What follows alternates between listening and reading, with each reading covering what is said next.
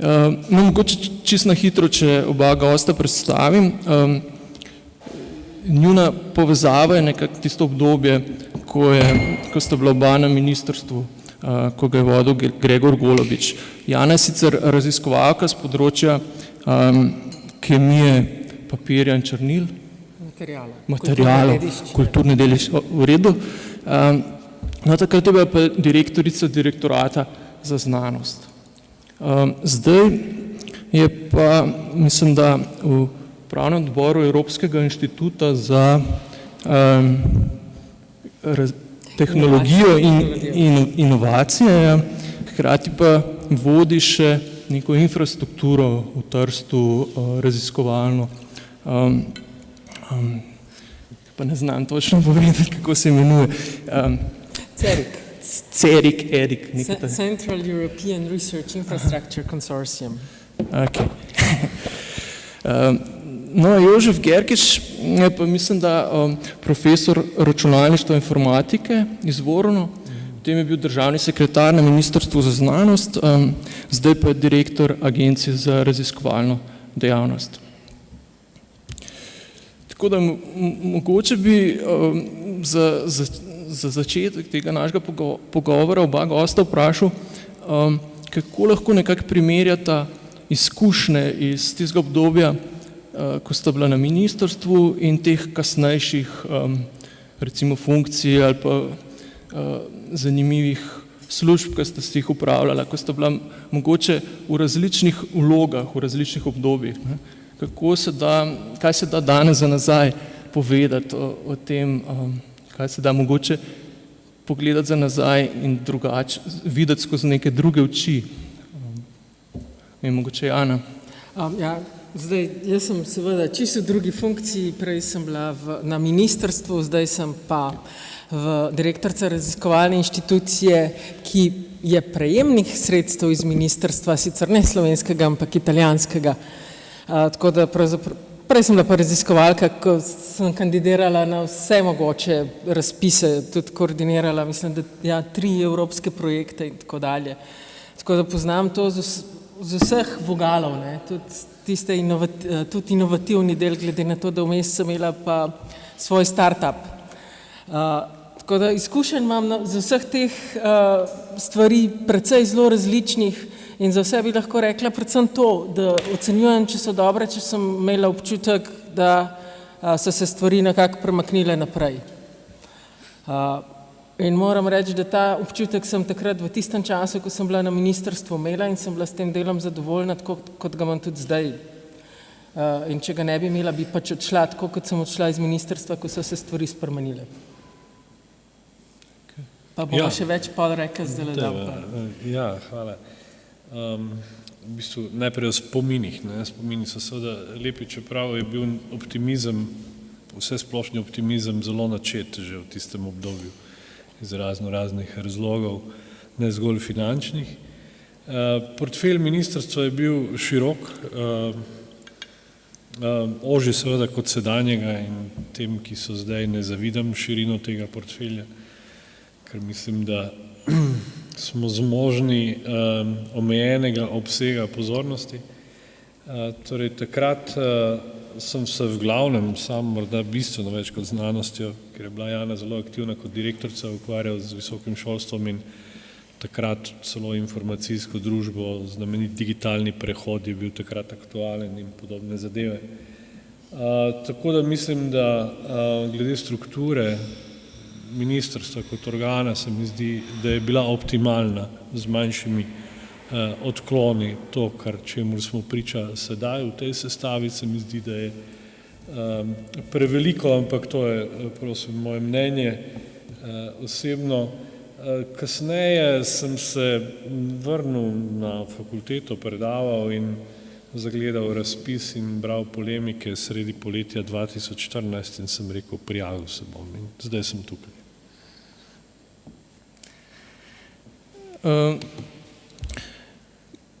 Kako pa gledate na to moč posameznika v neki inštituciji? Ponavadi v Sloveniji imamo kar nekaj izkušenj s tem, da ko pride neko nekdo nov na nek vodstveni položaj, se lahko tista inštitucija pri istih pravilnikih, istih zakonih povsem spremeni, ne. Postane zelo delujoča ali pa usahne, ne. Zdaj, kako je to, kako to vidite tukaj na tem našem področju raziskovalne dejavnosti visokega šolstva, ne?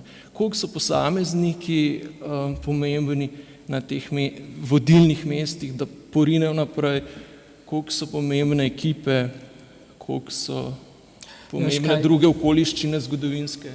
Ja, Saša, jaz mislim, da to je ministrstvo, ki vodi raziskovalno politiko. Jaz se ne bom na visoko šolstvo zdaj sklicevala, ampak predvsem na znanost. Ministrstvo, ki vodi politiko na področju znanosti, je tako, recimo kot podjetje, delovalo bo, če bo vodstveni kader poskrbel za to, da bojo stvari funkcionirale. In kar se mene tiče, mora vodstveni kader v politiki, tako kot kjerkoli drugje, upravljati svojim resorjem. V tem primeru je to predvsem minister, ki mora zagotoviti za to, da bo celoten sistem deloval. In to vključuje tudi, tako kot si rekel, kakšna bo struktura. Ja, presnet struktura se mora postaviti tako, da bo delala, ne? Da bo funkcionirala. In to je tudi odgovornost ministra.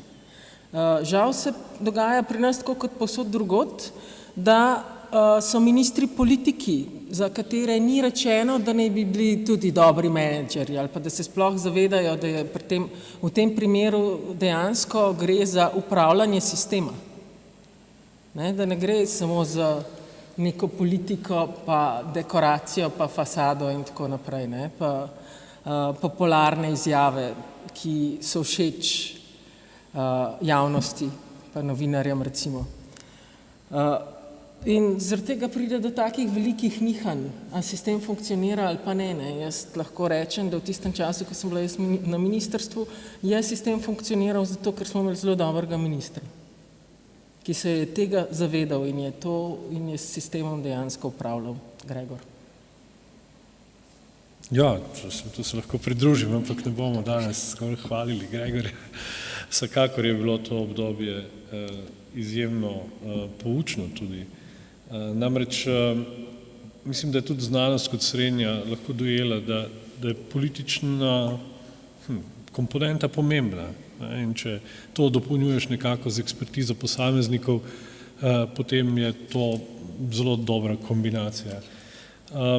Mislim, da bi, v šali včasih rečem, da takrat, ko se ministri predstavijo pred državnim zborom, bi morali predstaviti tudi svojo ekipo.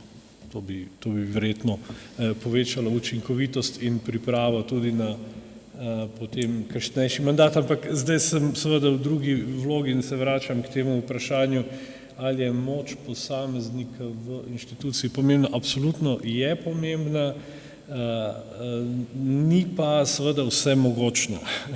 Zato, ker obstaja nekaj omejitev, konkretno pri agenciji je to pač struktura zaposlenih, število zaposlenih, navade, tradicija in tako dalje, kjer smo pač v sistemu javnih uslužbencev in državnega aparata, semi državnega aparata, kjer nekaterih sprememb ni možno narediti tako hitro, kot lahko. Ocenjujem delo agencije kot zahtevno, mislim agencije kot celote, ne glede na to, kdo vodi relativno velik obseg sredstev, izpostavljenost proračunskemu letu, pravočasnost izplačevanja sredstev, ob tem pa seveda še vsi kvalitativni kriteriji. Ampak ja, vodja seveda lahko prispeva k temu, ampak o tem naj sodijo drugi. Ja, jaz bi k temu dodala še eno stvar, ki se včasih premalo zaveda, se pravi, poleg tega, da moraš z resorjem upravljati, je zelo pomembna tudi politična moč, ko jo minister ali ministrica morajo imeti za to, da se na vladi lahko dogovorijo za stvari in jih porinejo v realizacijo, ker drugače pač ne gre. In žal pri nas zelo velikokrat se poteka razgovor, tako kot na vseh drugih ministrstvih, ali je minister strokovnjak iz področja. kar je v bistvu, jaz bi jo postavila na ta tretji nivo, ne. Pred njim sta, se pravi, politična moč za to, da se uresničijo stvari, pa sposobnost upravljanja sistema. Tako kot vsak menedžer, ki pride v neko podjetje, tudi če ne ve, kaj tisto podjetje dela, se bo mogel zelo hitro naučiti, kaj dela in si pripeljati tiste ljudi, ki bojo sposobni vse skupaj premakniti naprej. Ja, v tej luči, Jana, to so bila, tako kot je Sašo napisal, je bila neke vrste zlata doba za znanost, kar se sredstev tiče, ampak v tem času ste sprejeli tudi en zelo pomemben dokument, ki smo ga omenjali tudi na prejšnji razpravi, RIS, ne? Ja. Kot vemo, je zastal in se praktično nič ni več ali manj zelo malo uresničil, pa me zanima, če ste imeli tudi predstavo oziroma predstavljen plan, korake, kako bi implementirali ta dokument in zakaj se do tega ni prišlo. Meni je zelo všeč, da si točno to vprašala, Urša. Namreč tako je. Vsakrat, ko v Sloveniji imamo slabo izkušnjo s strategijami, ponavadi končajo v predalu, ko se zamenja vlada, ne glede na to, a je to sprejel parlament, kar pomeni, da je zavezujoče za vsako vlado, tudi naprej, ne. Se pač stvari ne izvajajo, ne. Mi smo razmišljali, glede na to, da tako kulturo imamo, kaj bi se dalo narediti, da bi bila zaveza čim večja. Dobro, že po zakonu je, da mora sprejeti parlament, pa vendar to ni dovolj. Dejstvo je, da pri nas revizorji imajo možnost tudi pregled izvajanja strategij. Zato smo se mi odločili, da smo res napisali na tak način, da bojo imeli potencialni revizorji, če bi slučajno šli gledati izvajanje tega dokumenta, lahko nalogo. Za vsako stvar, ko smo jo rekli, da mora biti narejena, smo napisali odgovorno je to ministrstvo, s tem, da nismo rekli ministrstvo za znanost in tehnologijo, ker smo vedeli, da mogoče ga pa ne bo več, ampak smo rekli minister pristojen za znanost ali pa minister pristojen za tehnologijo. In napisali zraven letnico, dokdaj mora biti narejeno, pa s čem se dokaže, da je stvar narejena. To poznam, ampak zgodilo se ni nič. Lahko naredili, tako. Ampak zgodilo se še vse ni nič, ne. Razen tega, da napisali smo tudi, da je to živ dokument in če komu kaj ni všeč, se pravi, naj gre skozi javno razpravo, pa skozi parlament in se tisti del strategije spremeni. Zaradi tega, ker vendar je to bil dokument za 10 let, ne. Moramo vedeti, da stvari so življenjske in da kakšne stvari morajo biti možnosti, da se spremenijo, ker drugače je to razlog, zakaj se ne izvajajo. Ne? In smo rekli, spremenite, tole je postopek. No, tudi do tega ni prišlo, ne. Je pa uresničen tisti del, kjer se vsake 2 leti poroča parlamentu in parlamentarnem odboru o tem, koliko se RIS uresničuje in Svetu za znanost in tehnologijo. No, in ker smo tudi to dali noter, da je treba to poročati parlamentu, ki je to sprejel, odboru, SZT-ju kot skupnosti. Več kot toliko se v sami strategiji ne da narediti, ne. Mi smo razmislili z vseh možnih vidikov, kako bi zagotovili.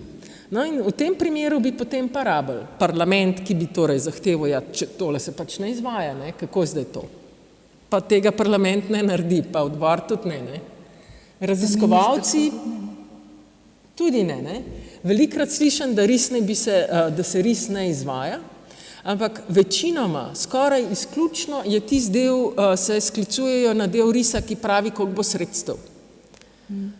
S tem, da je v RIS-u, kar se mene tiče, marsikaj zelo pomembnega, kar bi bilo za delovanje sistema še celo bolj pomembno, no, tako, bi povečali učinkovitost sistema tudi obstoječih sredstvih.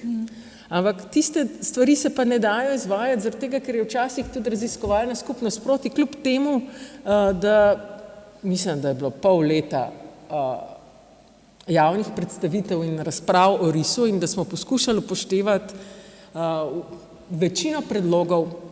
Celo minister je sedel po celi Sloveniji, smo šli in se pogovarjali v različnih skupinah o tem, kaj ne bi se naredili. In na koncu je tudi RIS ena od redkih strategij, ki je šla v parlamentu skozi, ne da bi bila kakšna stranka proti.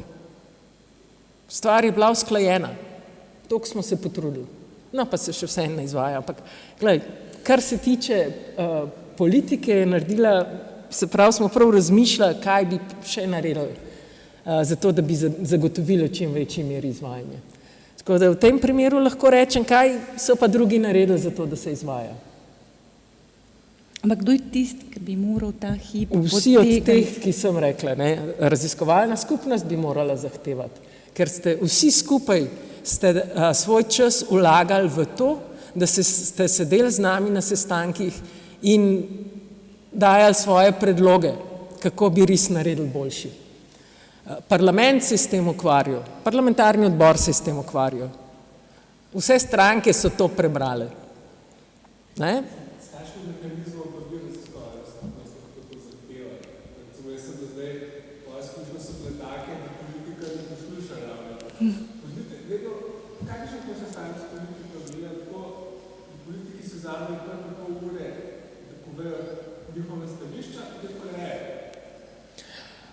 Ja, jaz mislim, da moramo malo kulturo... Ja, no to, da raziskovalci en drugega prepričujejo, v tem primeru ni smiselno. Ampak recimo zadnja akcija, ko je bila zahtevanje večjega proračuna pri Cerarju, je bila sorazmerno uspešna, recimo. Ne?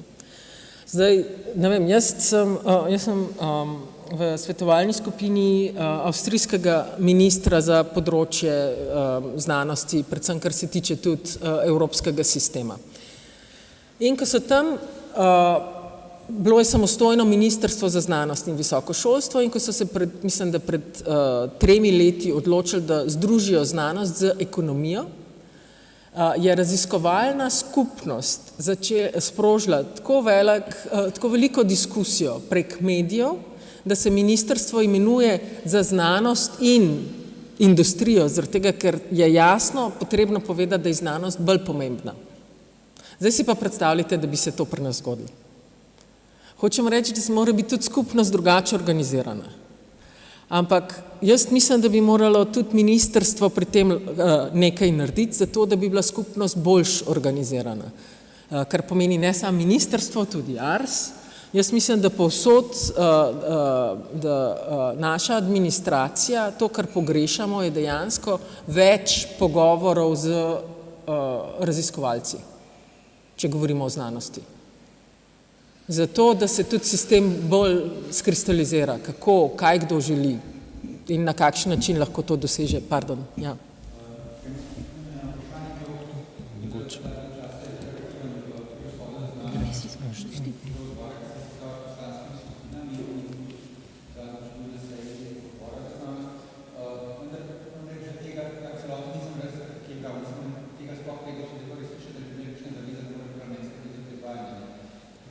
Kako da mora ne slišim dobro? Čak si pride mikrofon. Aha, pardon. Ena.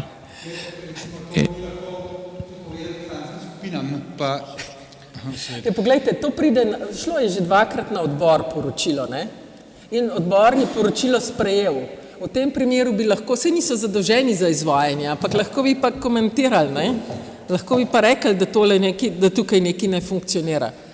Ja, se pravi, ampak oni niso, ne? Mi pa tudi vsaj jaz ne, zdaj vem, sicer doktorja Lutarja ni bilo, ker je mogoče malo starejši, tudi da bi mogoče kaj, jaz takrat pač nisem bil še toliko v teh krogih, da bi bil zraven pri strategiji, tako da teh informacij ne jaz, nekdo drug ni imel, da bi sploh kakšna taka zahteva od parlamenta bila, ne, da lahko skrbi za izvajanje strategije. Ja.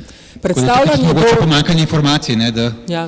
Tukaj konkretno bi lahko mi tudi na to sprožili razpravo v parlamentu, ampak nismo imeli teh informacij. 2013 in 2015 je bilo poročilo v parlamentu. Ja, in naslednje leto bo spet, tako so mi rekli na ministrstvu, ker zdaj delajo evalvacijo. ampak Jana, tukaj, če se vmešam, vem, da je bila razprava oziroma pozvali so raziskovalce, ministrstvo je pozvalo vodje programskih skupin, da oni odgovorijo na vprašanje, kako se res izvaja. Ampak slika je bila praktično, je odražala, njihov odgovor je bil praktično, da je vse ok, da marsikaj ni treba spremeniti. Zato, ker je bilo v raziskovalni skupnosti posredovano samo tistim navodilnim funkcijam, ki so s tem sistemom zadovoljni. Ja. In to je, ampak to. naprimer, v tem primeru bi Kot da lahko slika je rekli, da v napačna, ne. digitalni dobi ni noben problem, ne dajo vprašalnik na splet, pa bojo vsi, ki želijo, odgovorili. Ne? Ja, ampak to željo smo dali, ne? To je bila pobuda, ki je šla iz Komisije za ženske znanosti ven. Niso tega Ja, naredili. seveda ne. Čeprav, tako da bi neka malo bolj, bom rekla, realna slika, da bi imel vsak možnost odgovoriti tist, ki je pač zainteresiran za to, da prispeva. Ne. Mogoče bi jih tukaj vseeno lahko še ponovno pritisnili, da vseeno to zakroša, ne, da se poišče mnenje raziskovalcev, pa makar prek kvarka dobro. Super. Zakaj pa ne? Evo. Z veseljem, ja. No, mogoče bi lahko še agencijo vključil zraven.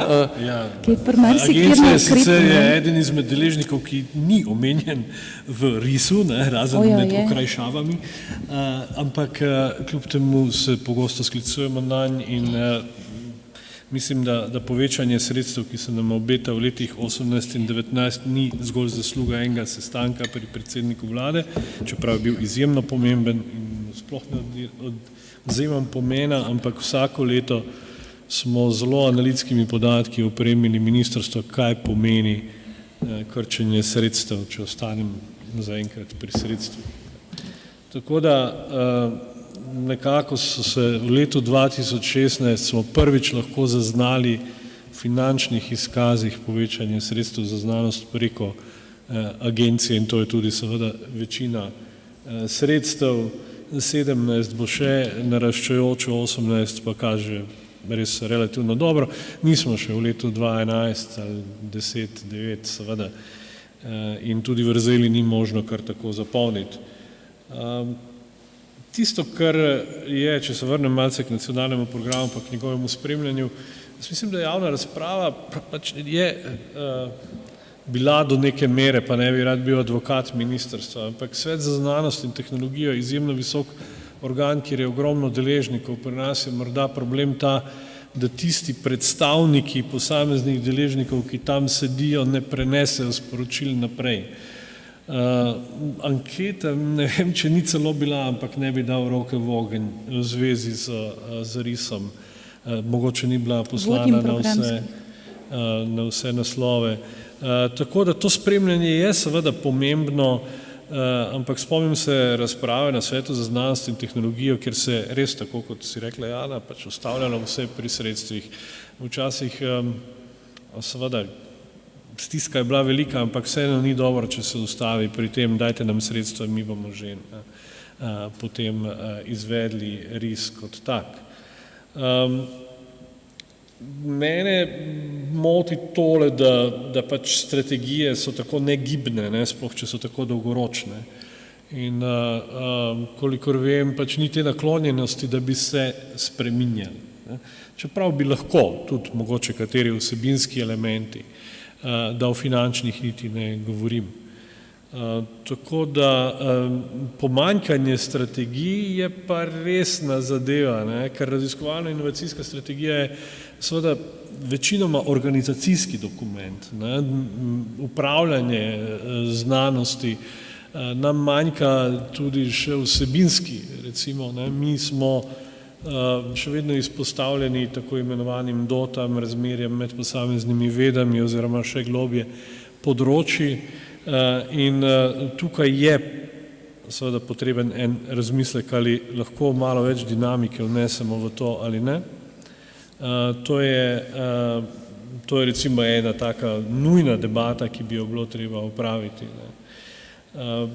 Drugače pa seveda razmerje sredstev, inštitucionalno financiranje in vse to naj bi bilo naslovljeno zdaj ob spremembi zakona.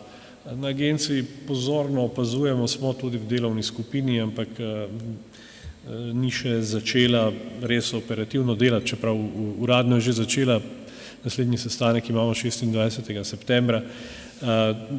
Za nas je izjemno pomembno, da so zadeve, ki so na politični ravni začrtane, izvedljive.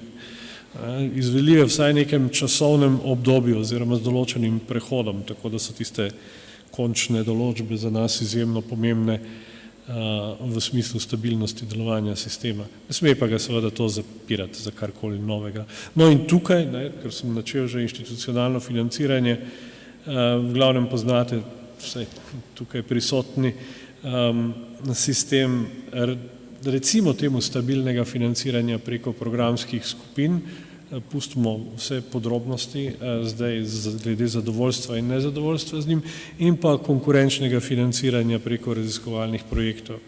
Torej, kje se je dejansko na projektih spremenilo, ne? In najmanj sredstev je bilo v letu 2015 kot posledica izteka sredstev že od leta 2012 naprej in letos že tretjič zapored poteka razpis za 12 milijonov, za katerega upam, da ga bomo lahko povečali za tistih dovoljenih 10%. Seveda to še vedno ne zadošča potrebam, namreč, če si predstavljate vizualno razdelitev ocen pri raziskovalnih projektih, potem imamo v glavnem 3 grozde, nekako izjemno slabi, gruča projektov, potem neki srednji in pa tisti, ki so relativno visoko ocenjeni.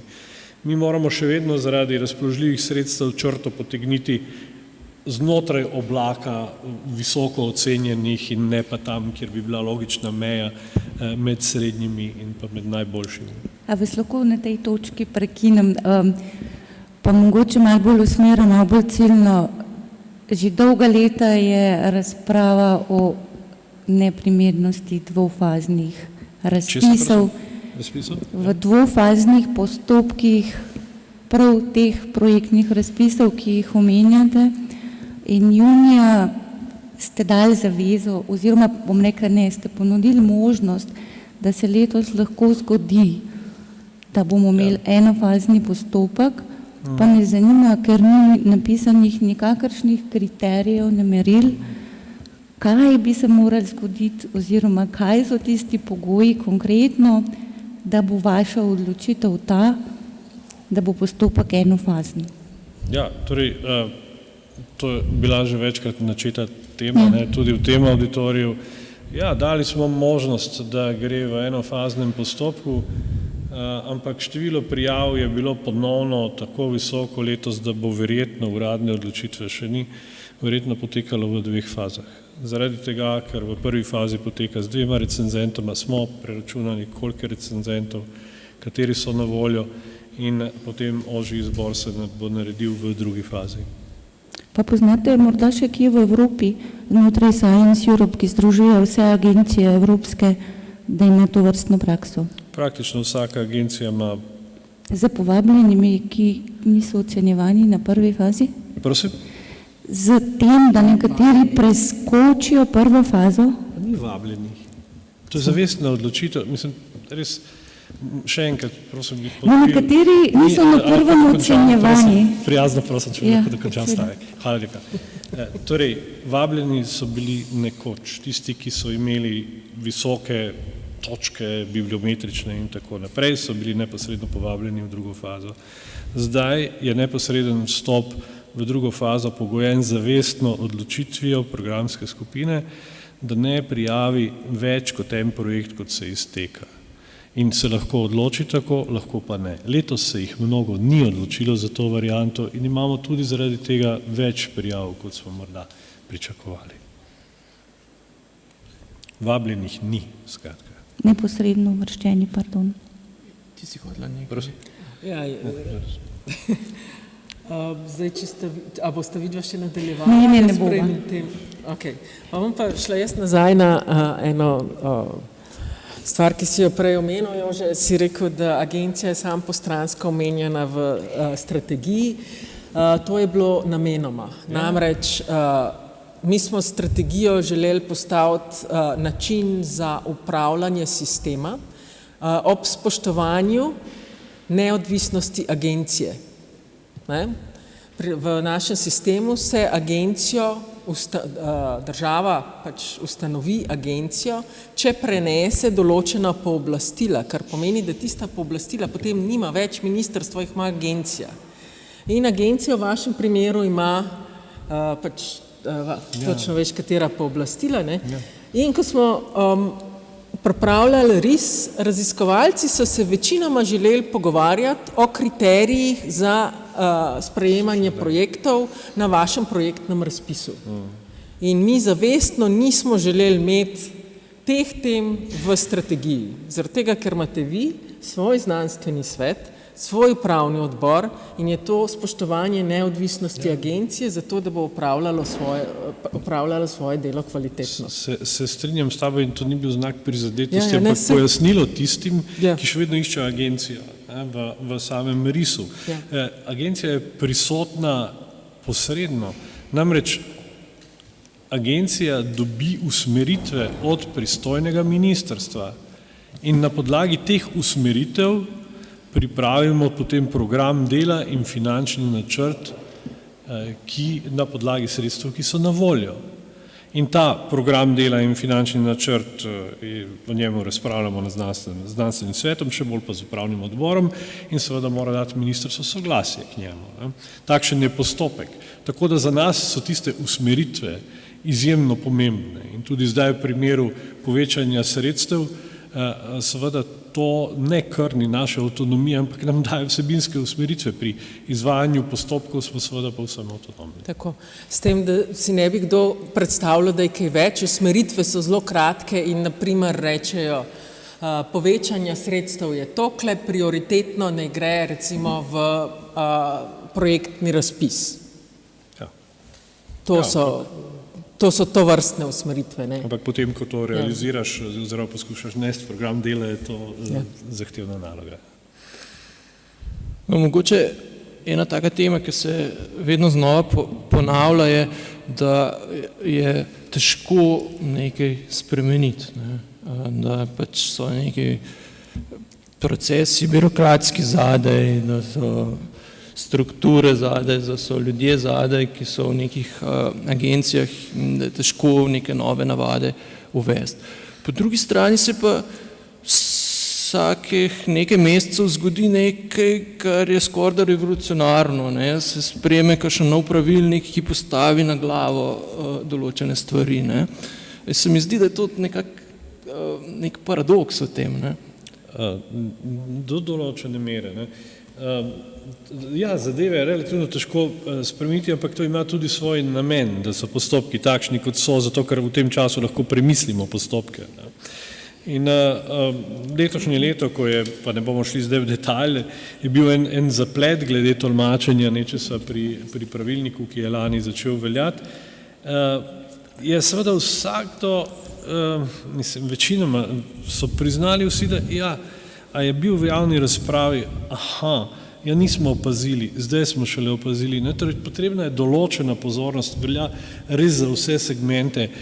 Spremljati je potrebno to dejavnost in mogoče ne toliko posamezni raziskovalci, ampak vodstvo posameznih javnih raziskovalnih zavodov, univerz, bi morala paziti na to. Pač poskušamo komunicirati, kolikor se le da. Imamo občutek, da je komunikacija bistveno drugačna kot morda pred leti. Recimo sedanje bolj tehnične spremembe tega velikega pravilnika, pogovorno rečeno, so bile objavljene, mislim, da že junija na naši spletni strani. Ministrstvo naj bi te dni objavilo medresorsko usklajevanje in s tem tudi javno na svoji spletni strani objavilo. Tako da časi so, čas je za to, ni pa seveda to neke vrste izgovor. Konec koncev vse tiste razprave, ki smo jih imeli v SAZU-ju, pa še kje drugje v Levu, ne vem, je bilo precej teh javnih razprav, so bili namenjeni temu, da se oblikujejo, bom rekel, spremembe, ki so nujne in ki so tudi izvedljive. Na koncu je vse neke vrste kompromis. Uvodoma sem pa takoj povedal, zakaj je težko nekatere stvari spremeniti. Zato, ker mi nimamo scientific officerjev, angleško rečeno, zato, ker nas je toliko kot je, zato, ker so ljudje izpostavljeni raznim življenjskim dogodkom, smo izpostavljeni in pri 48 ljudeh in pri vseh teh sredstvih je to zahtevna naloga. Ne rečem, da bi samo povečanje osebja izboljšalo procese, mislim, da v veliki meri izboljšuje informatika, ki je tradicionalno, mislim, da od začetka delovanja ARRS-ja dobro zastavljena. In če ne bi bilo teh e-obrazcev in celotnih procesov podprtih. Imamo nam že časa zmanjkuje, zato bi mogoče bolj osredotočil to razpravo na neko konkretno vprašanje, ki je prišlo pred kakšno uro po mailu in ga bo zdaj Urša na hitro povzela. Ga bom kar prebrala. In sicer prišlo vprašanje, določba 3. odstavka točke 6.2 javnega razpisa za sofinanciranje raziskovalnih projektov za leto 2018 za vodjo podoktorskega projekta določa sledeči pogoj. Podoktorant mora biti zaposlen v organizaciji prijaviteljici o prijavi na razpis in najmanj za čas trajanja podoktorskega projekta. Možnost prijave podoktorskega projekta je tako pogojena z osebno okoliščino zaposlenosti podoktoranda na organizaciji prijaviteljici ob prijavi, s čimer so avtomatično iz možnosti prijave podoktorskega projekta izključeni vsi tisti mladi doktori znanosti, ki so bili v času prijave brezposelni, v času prijave zaposleni izven organizacije prijaviteljice doma ali v tujini. Izključevalna okoliščina je torej izključno status zaposlenosti na organizaciji prijaviteljici, ki je prvič osebna okoliščina, drugič osebna okoliščina, ki je v trenutnih pogojih financiranja prej ko ne naključna, tretjič in je okoliščina, ki ne jamči sama po sebi za znanstveno odličnost podoktoranda in tudi ne jamči za kakovost raziskovalnega projekta, ki bi ga prijavil tisti, ki je v teku letošnjega razpisa po naključju izpolnjeval zahtevani pogoj. Torej vprašanje. Glede na to, da se je kot pogoj postavila osebna okoliščina, ki ima za posledico neenakopravno obravnavo, gre za očitno diskriminacijo, zakonske podlage za opisano izključevanje nismo našli, zato nas zanima, kakšen namen je imela določba 3. odstavka točke 6.2 oziroma kakšen cilj ste za pogojem, ki ga določba vsebuje, zasledovali. Pa smo prišli od splošnega k konkretnemu. Ja.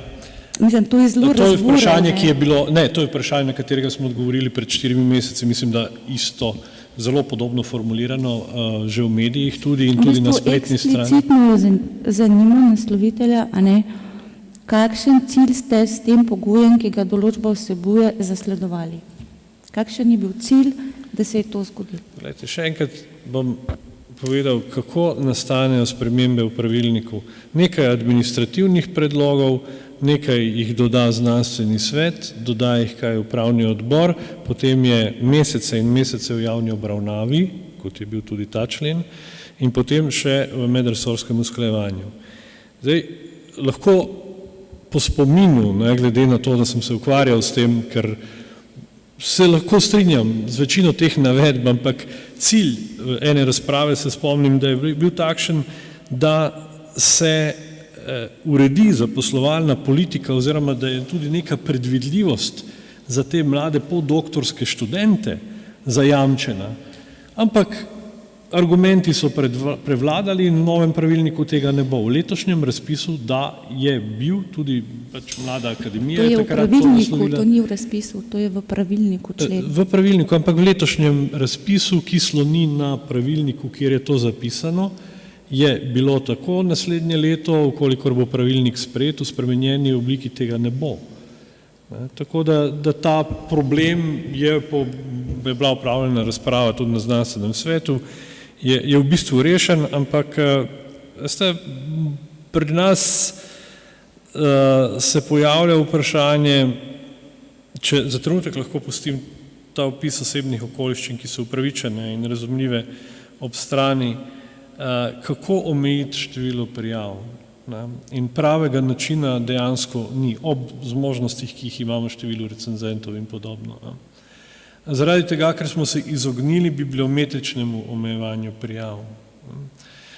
Eno so statusne zadeve in zato lahko priznam, da ni bila posrečena, zato je tudi odpravljena za naslednje leto.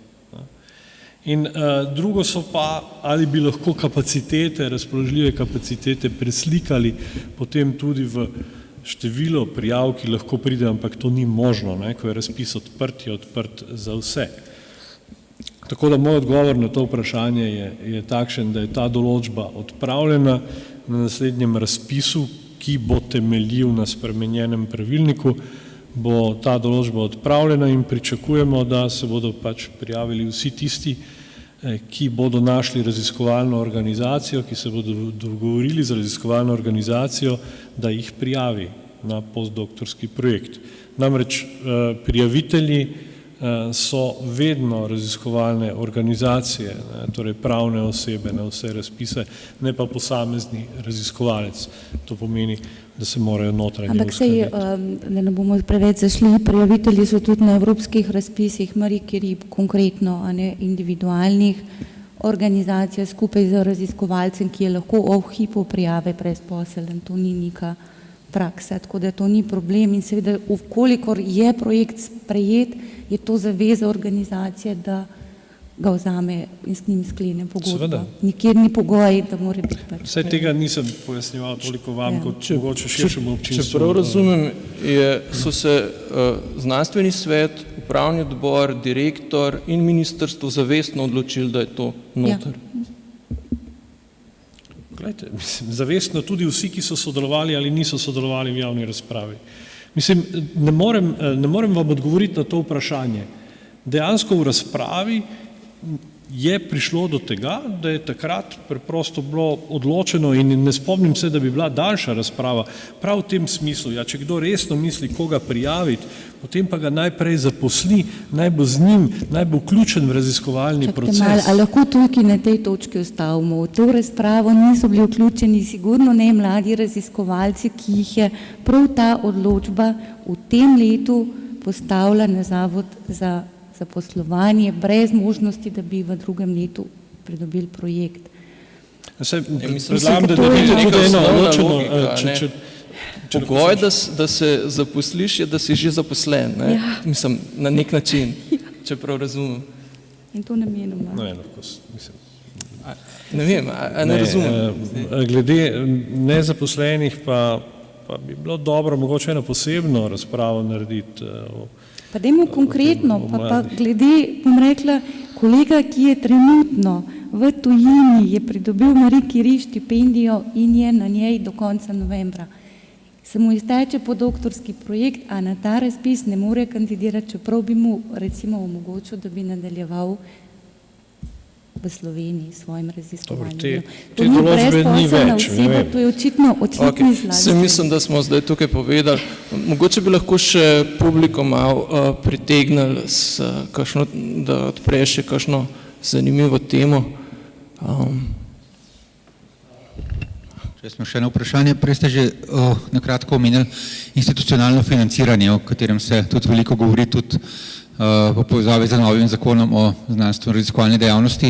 In me zanima, kakšno je vajino mnenje o sistemu, ali je boljši tak sistem pač podoben, kot je zdaj s programskimi skupinami za neko zunanjo evalvacijo, ali pa sistem, o katerem se govori, da pač vem, da se nekateri inštitucije zauzemajo, da bi dobivali lump sum vsoto za raziskovanje in bi potem same prosto razpolagale s tem denarjem. Že dolgo nisi govoril. RIS predvideva uvedbo institucionalnega financiranja. Večina modelov v Evropi in v svetu pozna institucionalno financiranje. Institucionalno financiranje temelji na tem, da se inštitucija dobro upravlja in je zato nujno povezano tudi s tem, da je nagrajevana po učinku.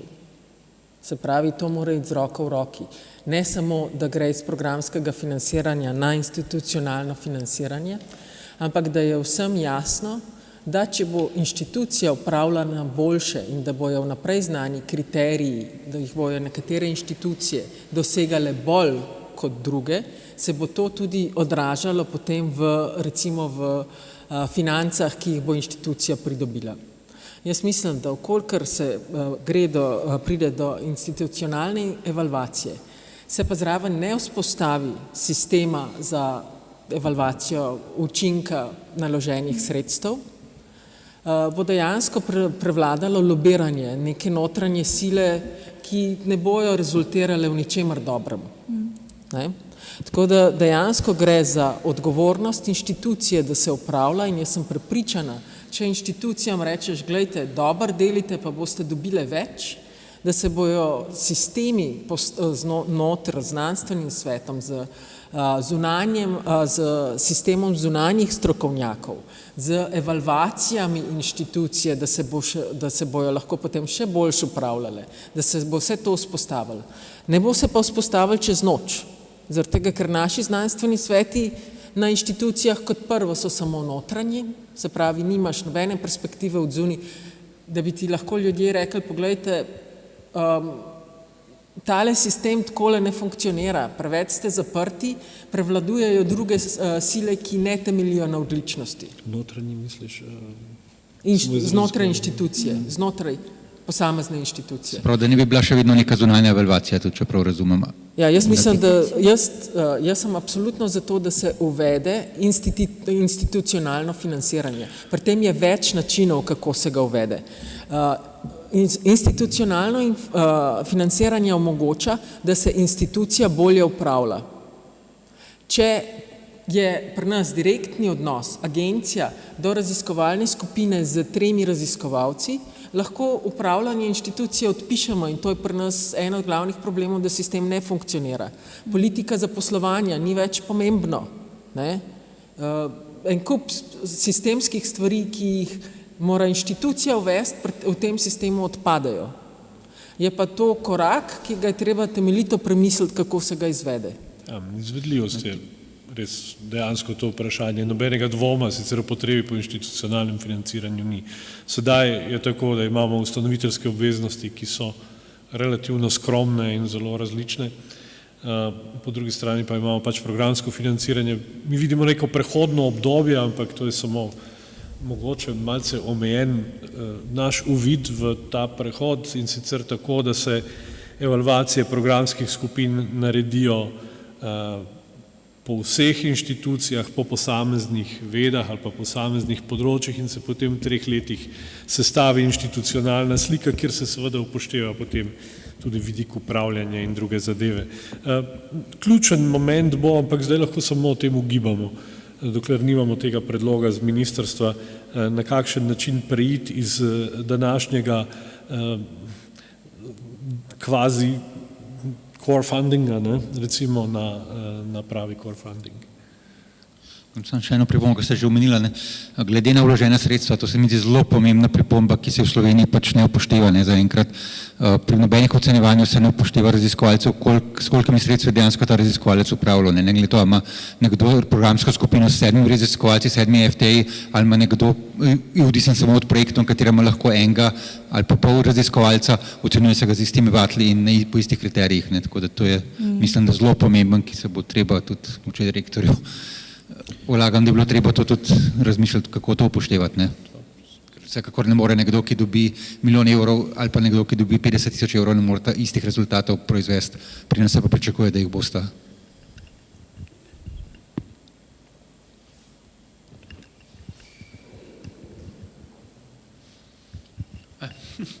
Hvala. Ja, velik problem se mi zdi pri tem načinu financiranja ta, da je blazno okostenel. Mi imamo pač te programske skupine, katere imamo, in to traja že kar nekaj časa in ni prostora za nikogar, da je prišel zraven in svojo skupino ustanovil, kar je nekaj najbolj normalnega v vsem preostalem svetu. Pred kratkim je na inštitutu Jože Štefan Jernej le predavanje, da on je recimo povedal, da v Angliji, ko nekega novega raziskovalca na institucijo zaposlijo, ga ta inštitucija financira 6 do 12 let in mu na ta način omogoči, da dobi tako bazo, tako podlago, da potem postane konkurenčen pri raznih evropskih in drugih razpisih. Pri tem našem financiranju pa je to popolnoma nemogoče, ker najboljš, kar se ti lahko zgodi, ko prideš iz tujine, je to, da se pridružiš neki večji skupini in upaš pač, da boš imel šefa, ki te bo vsaj dal neko omejeno svobodo.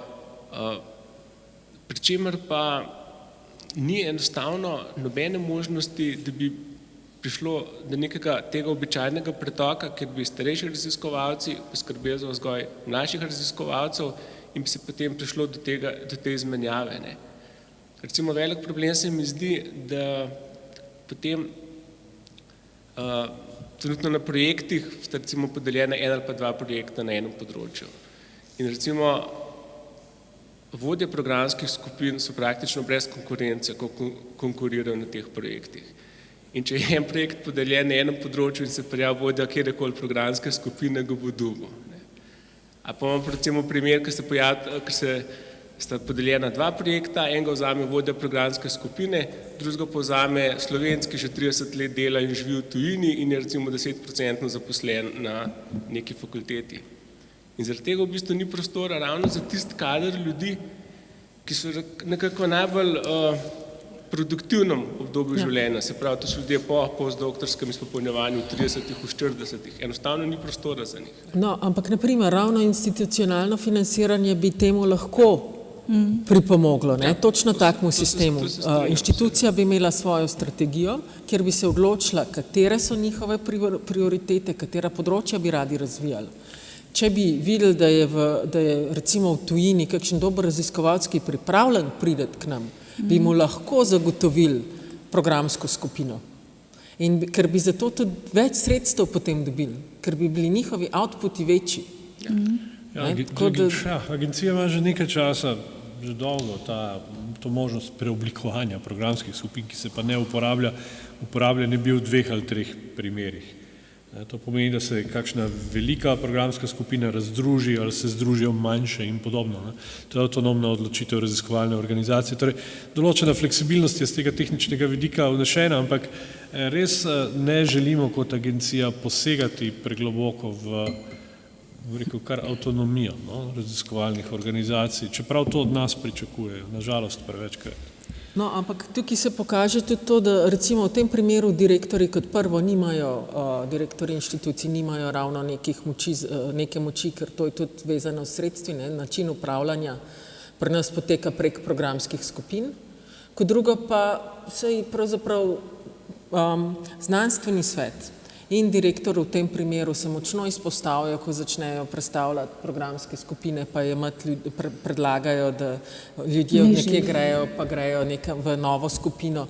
S tem, da inštitucija od tega ne bo imela nič. Ne bo nagrajena. Mi rabimo sistem, kjer se bo na podlagi rezultatov dodeljevalo več ali mogoče majčkeno manj sredstev, ne?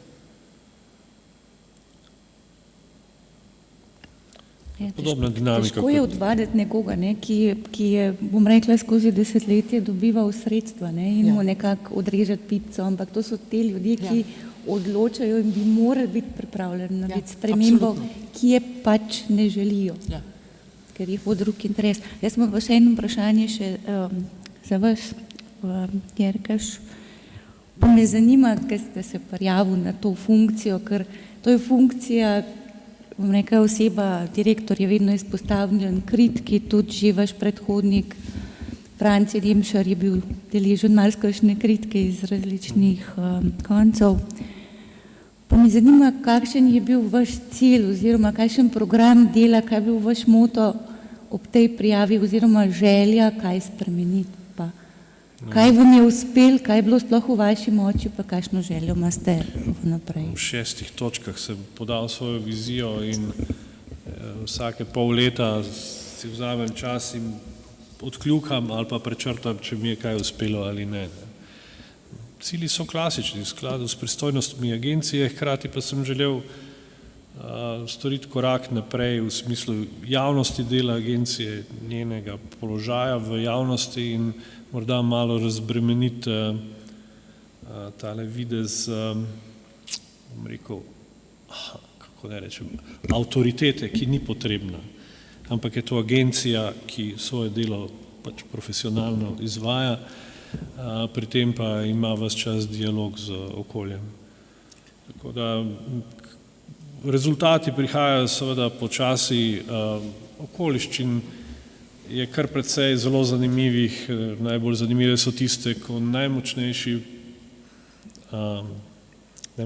podporniki oziroma predlagatelji nekaterih sprememb, izvedeni spremembi, kritizirajo to isto spremembo.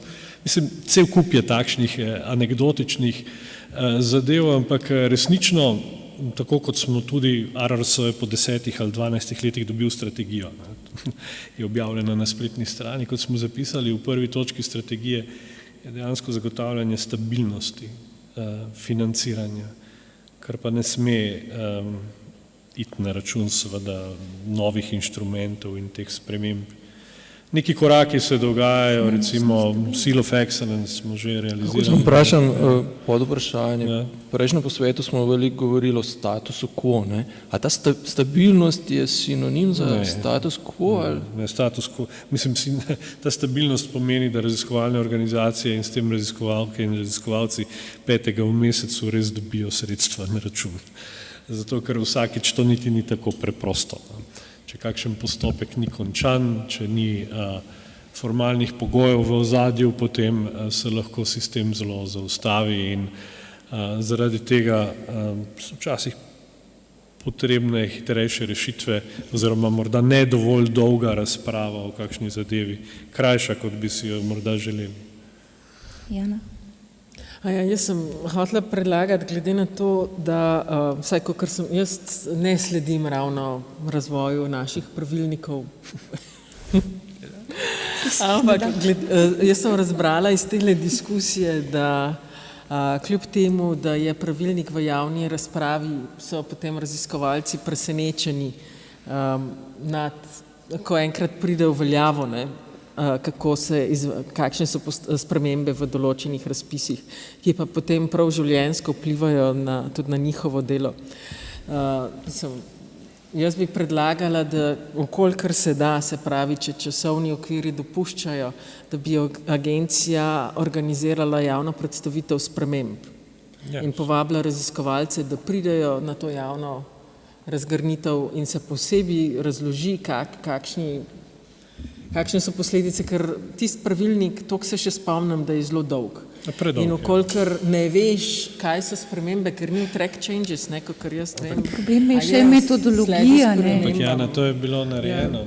To je bilo, najprej smo imeli tole, kako se imenovala skupina? Usmerjevalna skupina. Usmerjevalna skupina z vrsto deležnikov in preden so prišli od parcialnih interesov do skupnih je trajalo, ampak se je zgodilo, potem smo prelili v pravilnik, naredili posvete. No, če se tukaj na teh posvetih je bilo marsikakšna zaveza dana, pa ne bi o tem, ampak glede deležnikov, morda bi le v razmislek agenciji, da med deležnike sodijo tudi raziskovalci, ki niso vodje programskih skupin, ki niso direktori inštitucij, ki niso na vodilnih funkcijah, ampak so nižje in je, bom rekla, od agencije zelo, oziroma od javnih sredstev še toliko bolj odvisni od teh konkurenčnih razpisov, od tega v bistvu preživetja, da bi morda le naslovili oziroma jih vključili v vaš krog deležnikov.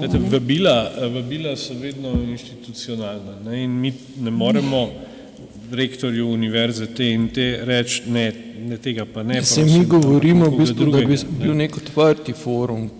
Pa se je odprti, ne, da je to pač zabavljeno. Odprtega foruma nikoli ni dovolj, to vemo. Ampak trdim pa, da je bil in da bo. Ampak res, hvala Jana, da si omenila način komuniciranja v 21. stoletju. Res je treba brati spletne strani, tudi postaviti kakšno vprašanje, nas opozoriti na kaj in običajno trudimo se biti zelo odzivni. Res pa je, da nas tako, kot se to dogaja v takšnih sistemih, včasih zaposlujejo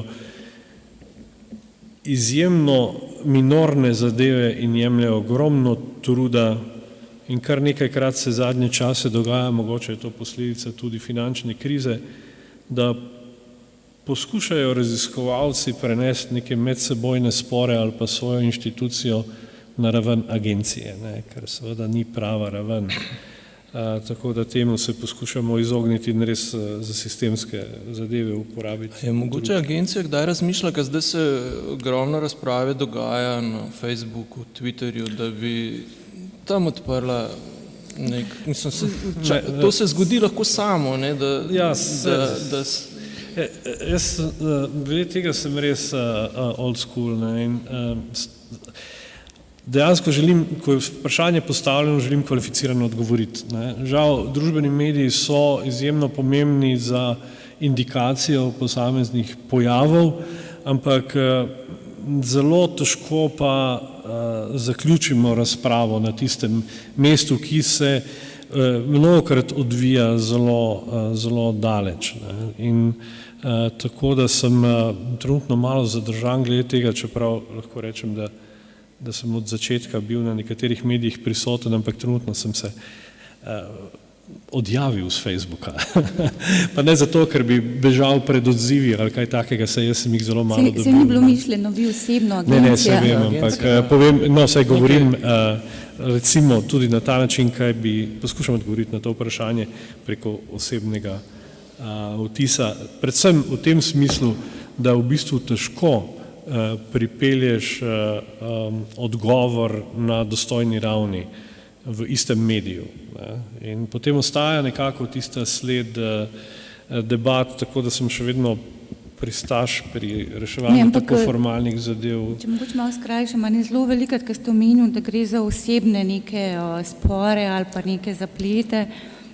Zelo pogosto se dan današnjem to preslika v to sliko, da gre za spor med dvema, a v bistvu je zadnji nek sistemski problem.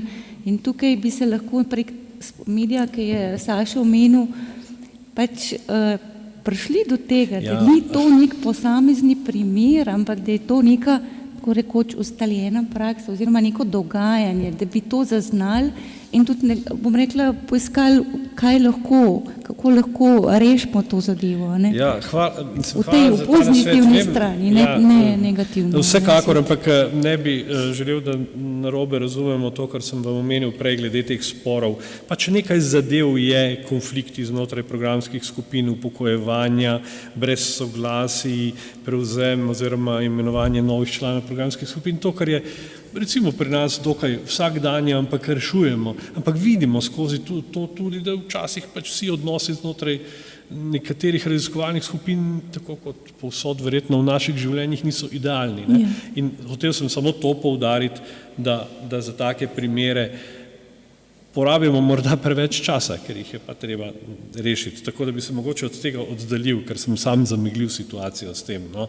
Ampak drugače glede odzivnosti, spremljamo kvarkadabro vsekakor, ne, in to brez kakršne koli šaljive konotacije, ampak resno, pa tudi druge, ne, mislim, konec koncev se pogovarjamo relativno dosti s kolegom Majdičem, imamo še en sestanek nekje, ne, v pipelineu, ki so ga začela v Izraelu in tako da vrata so odprta, zelo rad pa imam, ko pride kdo tudi z rešitvijo. Ne? In jaz mu običajno predstavim, v redu, ideja je dobra, ampak zaradi tega in tega vidim tu morebitne ovire in potem, če to prepričevanje traja nekaj časa in nastopajo argumenti, se da privesti sistem do sprememb, ne? Ampak seveda traja do določene mere.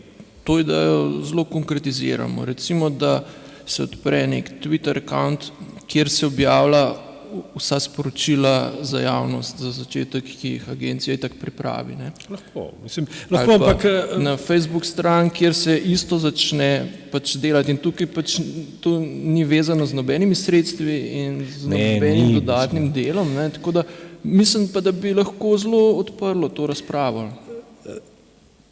Ja, mislim, ni ovir, še enkrat, samo to, kar sem prej povedal, ne, jaz čutim dolžnost, da odgovorim na tisto, kar je odprto, ne, in praktično na vse intervencije, ne, ki se potem dogajajo, je težko odgovarjati v istem mediju, ne, lahko pa komuniciramo tako, kot nekateri vladni organi, recimo objaviš novico, ampak se ne ukvarjaš z odgovori, pustiš tam, meni se zdi to malce nespodobno, ampak bomo razmislili o tem, bomo poskusili, velja?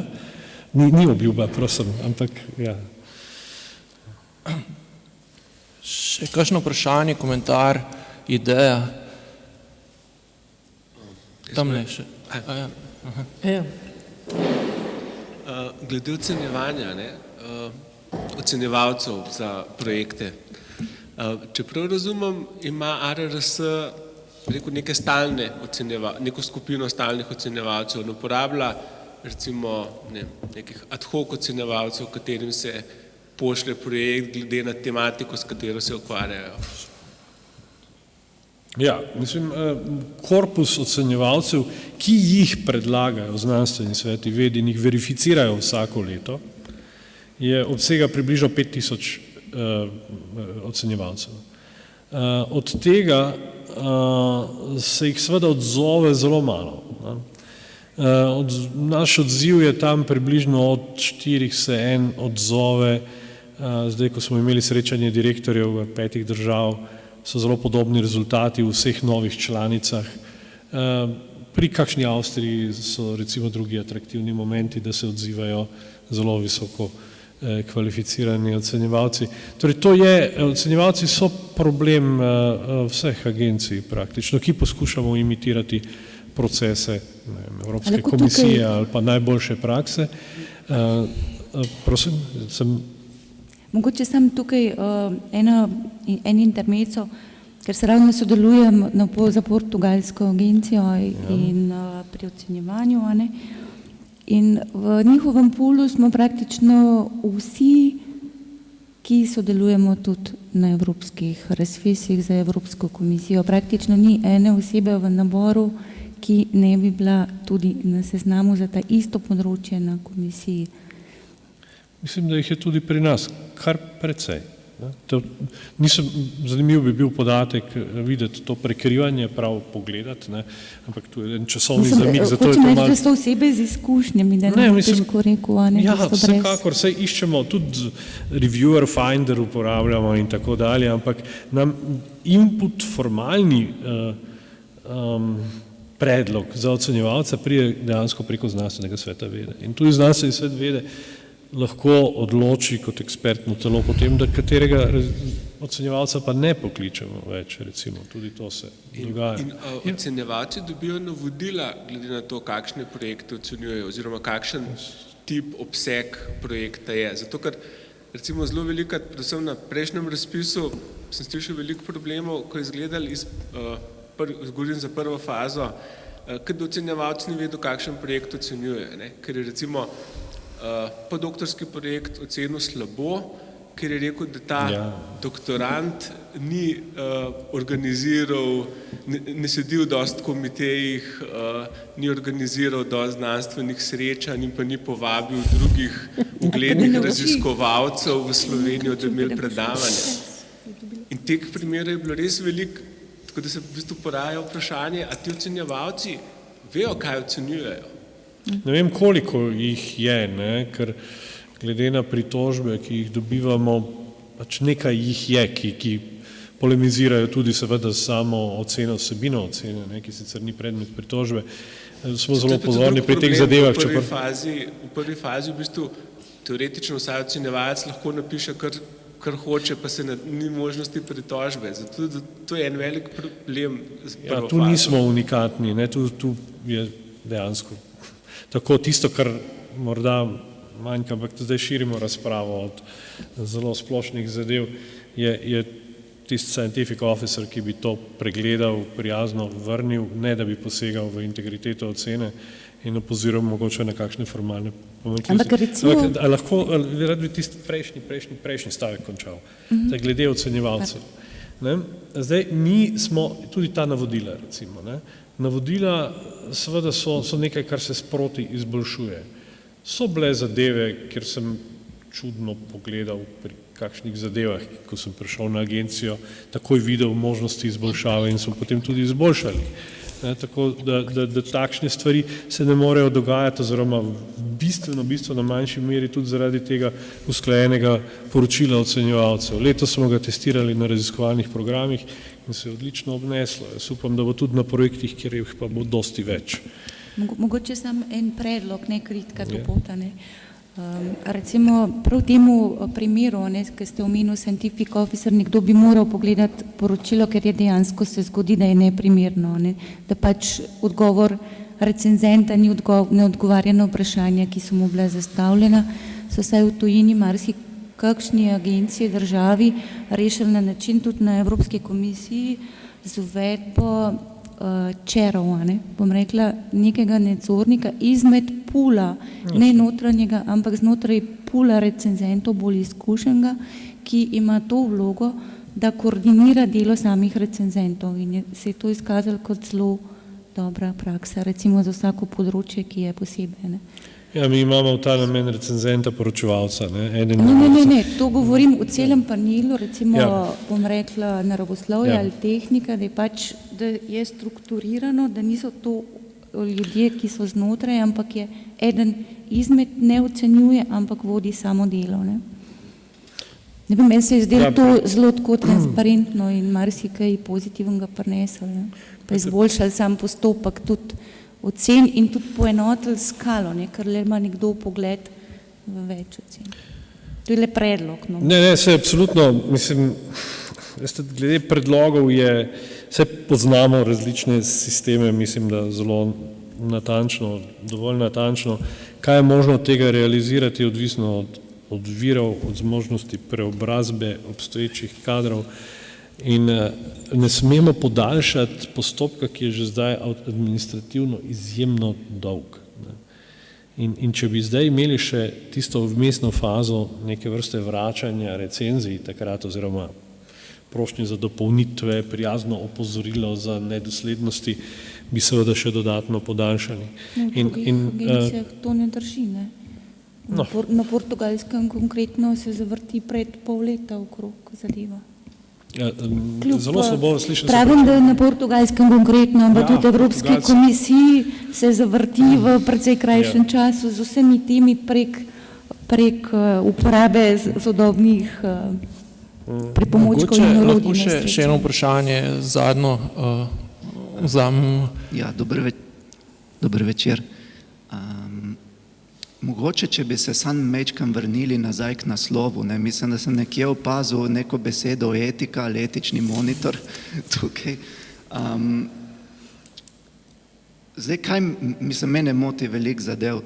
Sicer, denarja za znanost ga je, kolikor je, zdaj, če je kakšno leto malo bolj korektno, kakšno leto manj korektno, gre še vedno za 1/3 do 1/2 tistega, kar se v zdravstvu izgubi. Tam izračunom verjamem, kar sem jih videl. Zdaj, če gremo stran mečkan iz financ, pa to sem že pri posvetu za boljše zdravstvo povedal, recimo, mene moti malo ta konformizem v Sloveniji.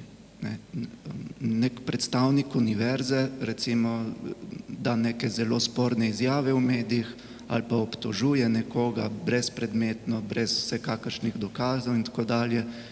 In organi, ki bi mogli tukaj reagirati, molčijo. Ki bi po zakonu mogli reagirati, recimo. Potem, nek minister pride do ministra za šolstvo prek plagijata, v redu, so me pogruntali, zdaj pa grem. Pač poskusil sem, v redu. Bivši minister za znanost pove, da se medije pa stroko v Sloveniji da kupiti. In seveda, prvič nihče se ne zgraža zaradi tega, ker vemo vsi, da je tako res, jaz sem tole občutil. Ta drugič pa mislim, da je to ratalo pri nas toliko prekleto vsakdanje. Mislim, seveda se da kupiti, se v vsaki zahodni razviti državi se stroko da kupiti. Mislim, nihče se ne zgraža, ker pri nas to ratalo povsem, ne vem, konformizem, tale družbena odgovornost, družbena aktivnost je ker se mi zdi, da je prišlo do nekega splošnega prepričanja, da je v Sloveniji dovoljeno čisto vse, kar ni izrecno prepovedano. In o temu konformizmu najbolj pričajo recimo prve 2 vrste pred mano. To je prav kričeča tišina tukaj. In mene zanima, kaj bi lahko naredili, da bi enostavno tudi znanstveniki pa širša družba postali mečkam bolj aktivni pri sprejemanju raznoraznih odločitev in pri nadzoru, konec koncev tudi akademije. Hvala. Če Jana? Ja, seveda. Zdaj, jaz se strinjam z vami, da je družba premalo aktivna. Se strinjam, mislim tudi to, kar sem prej rekla, da bi morale tudi inštitucije poskrbeti za to, da imamo več dialoga. To velja z obeh strani. Pri nas imamo kronično pomankanje dialoga in zavedanje, da pravzaprav upravljamo svoj sistem vsi skupaj. Tako da jaz absolutno mislim, da bi morale državne inštitucije imeti več posvetov in se truditi biti bolj v stiku z svojimi udeležniki, in mogoče bi se počasi začeli majčkeno bolj odzivati, glede na to, da bi bili tudi pozvani drugače, da naj povejo svoje mnenje. Ne? Jaz res čutim nek nek deficit tukaj v obliki sodelovanja, ki ga drugače v drugih državah, s katerimi sodelujem, ne zaznam. Ne? Tukaj je prav močno odstopanje v Sloveniji. Hvala. Še vi? Ja, težko dopolnim. Mislim, jaz sem nekako človek dialoga, ki ga je treba spraviti v čas in prostor, da tudi izvedemo potem tisto, kar dialog prinese. Ja, seveda. Glede na to, kar je bilo ravno kar rečeno, Tina Krista, predvsem za gospod Kolar bi imela vprašanje. Zanima me vaše mnenje glede izhoda za znanost. Je bil ta odziv raziskovalcev vsebinskega vidika primeren, ste v teh zahtevah kaj pogrešali? Moram reči, da si jih niti ne spomnim več. Mislim, da sem si zapomnila iz tistih zahtev samo, da je treba več denarja. No, ravno to. Ne? Za mene je pa pomembno marsikaj drugega v tem sistemu. Poleg denarja. Denar je tudi potreben. Ampak občutek je, da se vse začne in konča pri tem denarju. Pa je pomembno, da ga imamo več. Jaz sem si pa zapomnil to, da bi naj bili razpisi v predvidljivih obdobjih oziroma vsakič v istem času za raziskovalne projekte, kar je ob sredstvih, pa se vračamo k njim, s primernih seveda izvedljivo in tudi gremo v tej smeri. Drugače pa to vrstne zadeve so pomembne. Jaz mislim, da tudi to povečanje, ki se bo odražalo, upam, da preko proračuna je skupek vseh naporov, ki so bili izvedeni in upam, da seveda tudi zavedanja odločevalcev. Predvsem upam na to najprej. Mogoče bi za konec vprašal še gosta prejšnjega posveta, če bi mogoče imel kakšen komentar.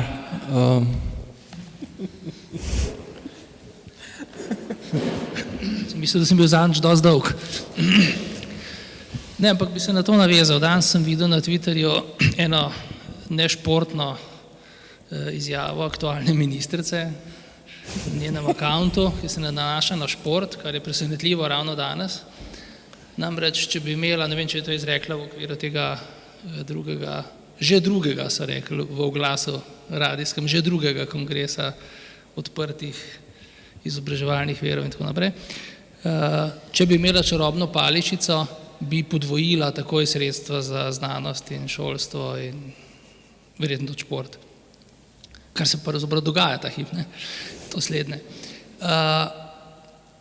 In pred časom na istem Twitterju je en bivši minister komentiral eno, mislim, da je Jana objavila lestvico, to Timesovo lestvico univerz, ki je pokazala, da so slovenske univerze slabe, ne? Iskal sem izraz, dosti sočen, pa ga ne bom uporabil. In se bivši minister za to področje, znan po sončanju, je izjavil, ni čuden, se mi kot profesori univerzitetni ne dobimo niti evra denarja za raziskovanje, ne? Moramo konkurirati na strašno konkurenčnih razpisih Arsa. In ga je pol mogel en relativno visok državni uradnik, ki je bil to tudi že takrat, podučiti, da seveda je njegova plača na univerzi sestavljena tudi iz denarja za raziskovanje. Ampak tega itak marsikdo ne ve ali pa noče vedeti ali pa tako naprej. To smo prav ni zgodbi od prejšnjič o 120%, pa o tem, da se pač nekem nekim brucom na visokošolskem strokovnem programu, ki ga sramotno izvaja neka univerza, predava najboljši profesor, ki ga premore ta ista univerza za svojo osnovno plačo, medtem ko študenta na doktorskem ima pa čez po podjemni pogodbi. Ne? To je eden od posvetov, ki smo jih imeli v pripravi pisanj strategij, tam reče, jaz mislim, da je bilo v mestnem muzeju celo, tam nezraven, kjer smo bili obtoženi za neoliberalce, je mene pravzaprav to, da jaz moram priznati, kot resorni minister si nisem mogel misliti, da je kaj takega možnega, je Borislav Novak tam povedal, da on pa ima doktorske študente na podjemni pogodbi, da je plačan po podjemni pogodbi. Ali pa aktualna ministrica, ki je bila plačana zato, da je v resnici evalvirala, pelala evalvacijo ekonomske fakultete Univerze v Ljubljani po ameriškem EQUIS certifikatu, recimo, ameriške agencije za kakovost tovrstnih ustanov, pa je bila skoraj edina, ki je bila res plačana za opravljeno delo s tistimi dodatki, pa je še to mogla vrniti, ne, hočem reči, to so res absurdi, ne. Prodekan, ki pele eno super pomembno evalvacijo, ene fakultete je plačan na en šmafu način, ne. Najboljši profesori, najboljši študenti na doktorskem študiju mentorirajo s podjemnimi in avtorskimi pogodbami. Tako veliko je narobe v tej sferi, tako zelo je ta akademska sfera pod nivojem, ne, da je res žalostno to videti. Ne. In te izjave, s katerimi sem ilustriral, in mislim, da povesta vse, zakaj pravzaprav je stanje še naprej tako, in žal mislim, da bo še naprej tako, to, da se spremembe zakona,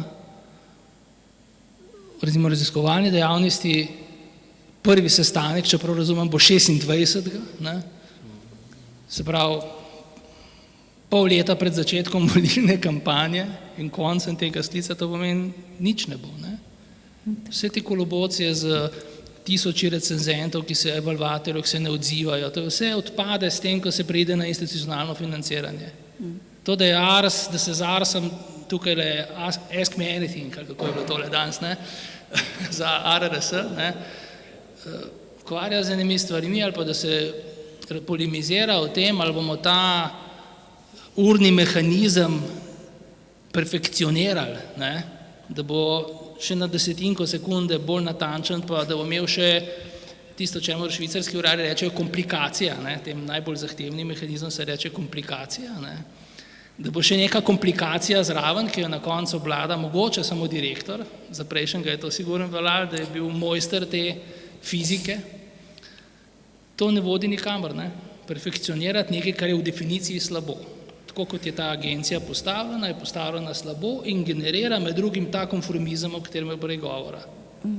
In kar je mene pri tem shodu zmotilo, se sem prejšnjič povedal, je, da so sužnji demonstrirali v korist svojih sužnjih posestnikov. Vodi programskih skupin, borba sužnjev je bila za to, da bojo še naprej smeli veslati na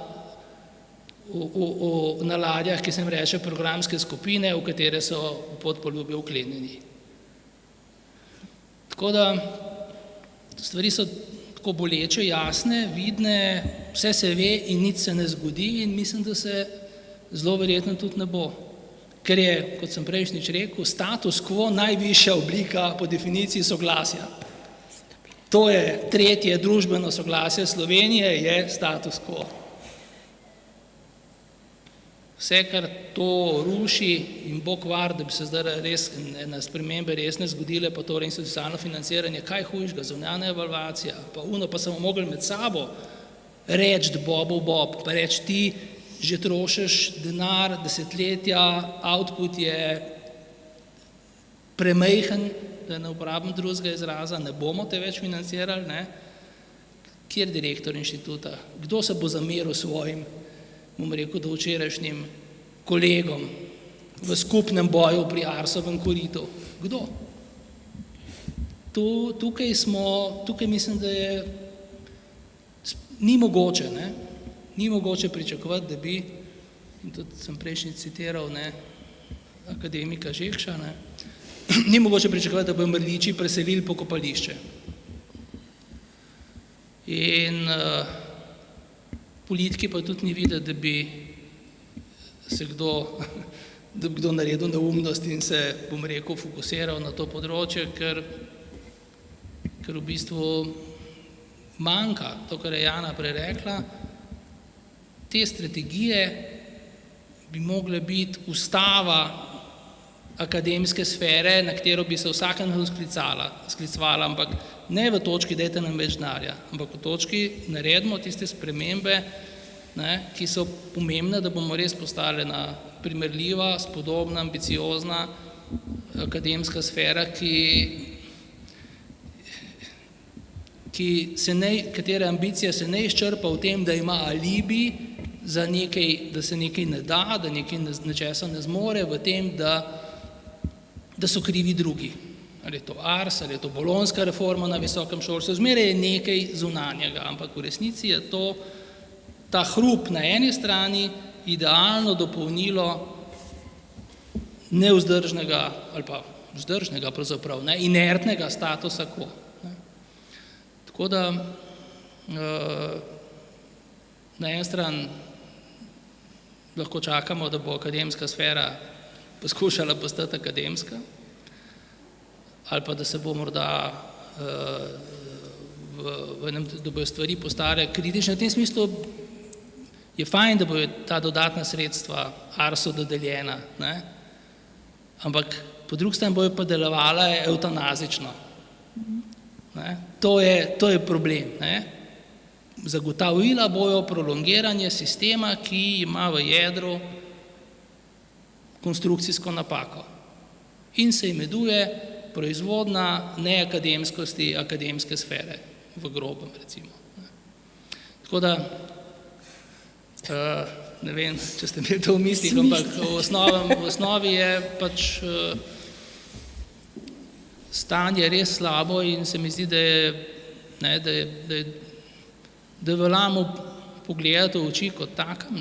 Zame en simptom tega, recimo, te igre, ki se zdaj dogaja, vsi so razdeljeni drug proti drugemu, skupaj proti tretjemu in tako naprej, je simptom samo, pustimo, ni največji problem cele zgodbe, naprimer, zmeraj ga omenjam, najbrž zaradi paralele, zaradi te referendumske kolobocije, ki se zdaj odvija, je NUK 2, tam je TER 2, te je NUK 2, in mi gremo strumno v 21. stoletje z, kot je zadnjič nekdo omenil, dvema vzporednima železnima, jeklenima traverzama in z lakirnico. To je to. Pa smo svetovni, ali evropski prvaki, to je to redo. Ja, hvala za te spodbudne besede. Bi kdo še kaj dodal? Ja, potem pa hvala publiki, hvala gostoma in se dobimo spet na naslednjem srečanju, ki pa še ne vemo, kdaj bo. Hvala. Hvala za povabilo.